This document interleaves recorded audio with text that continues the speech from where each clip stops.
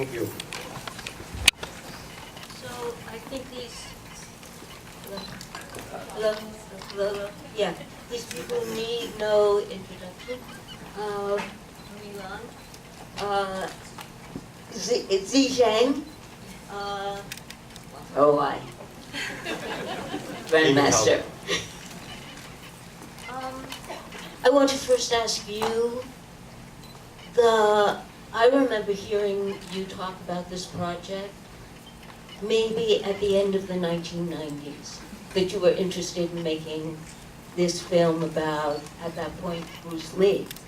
And so do you want to say a little bit about how it got from Bruce Lee to the master? Well, actually, I believe a lot of people followed Chinese martial arts or like Kung Fu film because of Bruce Lee, and I'm a big fan. And I've been like very curious about where he get his inspiration from. And because Bruce Lee is not, why he become so popular, why he become an icon, why he defined like Kung Fu to the world through cinema. It's not just because he's a great fighter, because he's modern, and most of all, he's very civilized. And actually, what really the core essence of Chinese martial art, it is a combat skill, it is a weapon, but at the same time, it has philosophy. It's like, it's you know, the world of martial art actually is very civilized. They are always talking about to give instead of to take. And I have a chance in 1998 to have a meeting with the family of the late Grandmaster Man, because I'm curious to know the man who influenced or who trained Bruce Lee. And at the end of this meeting, they showed me a short film. And today you can find that footage on YouTube. But in those days, it's basically a secret. It is a Super 8 millimeters, like a short film, home movie, shot 3 days before he passed away. And in the film, we were in a very dark room. In the film, I can see like the Grandmaster who's in his 70s, and he's very skinny, almost like chopsticks. He's in his pajama, in his living room, he's doing demonstrations. And the demonstration is about the legendary Wing Chun dummy combinations. And that combination actually is the core essence of the combat skill of Wing Chun style.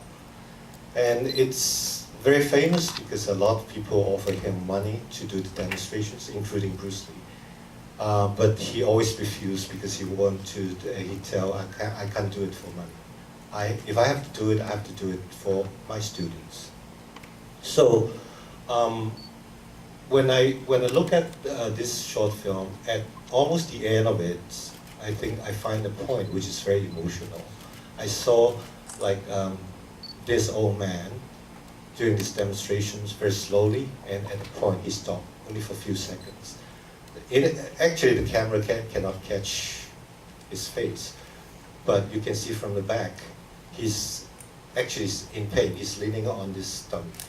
And we don't know why. Maybe he's too weak, or he simply forgot the whole combinations. But he carried on. But from there, I find my angle, because I always want to make a Kung Fu film. But there's so many Kung Fu films has been made. How can I make a difference? And at a point, I think, well, we need to find an angle. And from that point, I find my angle. In most of the Kung Fu film, it's really about who's the best fighter.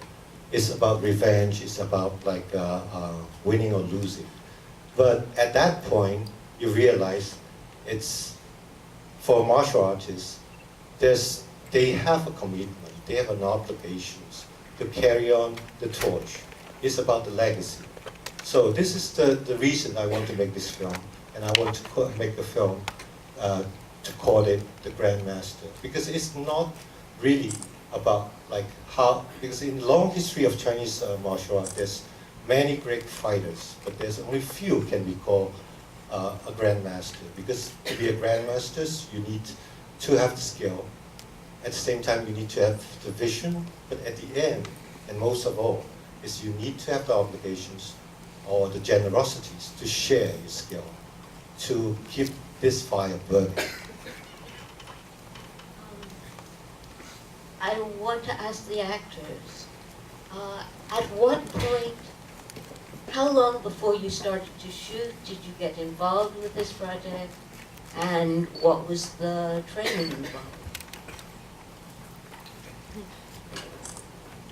involved?